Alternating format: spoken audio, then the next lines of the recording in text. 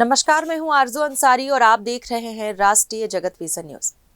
राजधानी रायपुर के शंकर नगर स्थित एटी प्लाजा में पर्यावरण के बिगड़ते संतुलन पर एक गोष्ठी का आयोजन किया गया। इस गोष्ठी में पर्यावरण संतुलन के लिए पहले कदम के रूप में गौ आहार का शुभारंभ किया गया।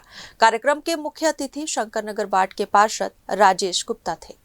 कार्यक्रम में श्रीमती कनक चीचड़, सहयोग गौ सेवा, श्रीमती मीरा मित्तल, संस्कार हाइट्स गीतांजलि नगर, शंकर नगर से श्रीमती बरखा और मनीषा, जीवन अपार्टमेंट स्नेह Jain, Golchha residency, eighty plaza से सर्व श्रीमती माया जैन, संतोष जैन, अंबुज गुप्ता, पल्लवी शाह, उमा मुंद्रा, गिरिजा खेमका, मोना लाखोटिया, सीमा अग्रवाल, ज्योति टंडन, पारुल बटाविया, दीक्षा पांडे, कुमारी दिशा विद्वानी, अरुण गुप्ता, सतीश मुंद्रा ने अपनी उपस्थिति से सभी के पर्यावरण के प्रति प्रेम, चिंता और पर्यावरण संतुलन के प्रति सभी की प्रतिबद्धता का एहसास कराया गया।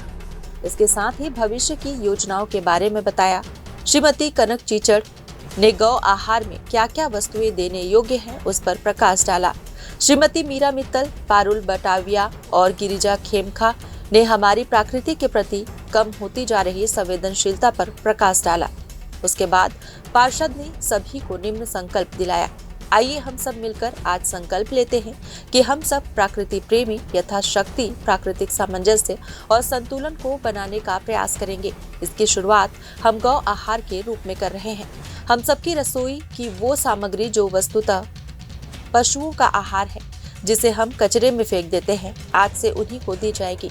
हम वो सभी आहार सामग्री जो धर्म और स्वास्थ्य के अनुसार गौ माता के लिए उपयुक्त है, इस गौ आहार की बाल्टी में रखेंगे। हम सब प्रकृति प्रेमी यथाशक्ति इस सामंजस्य को बनाने का प्रयास करेंगे।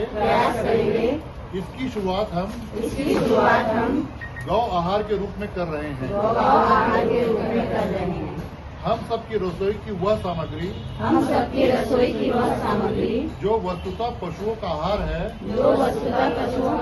है, जिसे हम कचरे में फेंक देते हैं, आज से उन्हीं को दी जाएगी। हम वह सभी आहार जो धर्म और स्वास्थ्य के अनुसार